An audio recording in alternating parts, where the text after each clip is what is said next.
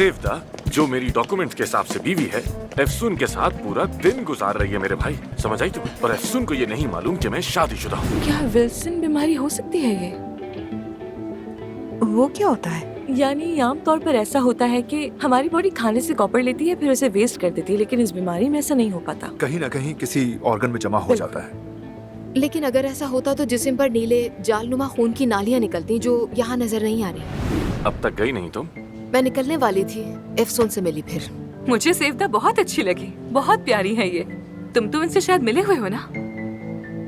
एक मासी का हवाला है ये। वाकई में? क्या मतलब मासी? सुनाने के काबिल माजी नहीं है। और भूलना मत, इंसान अपने चाहने वालों को यहाँ रखता है, इस जगह।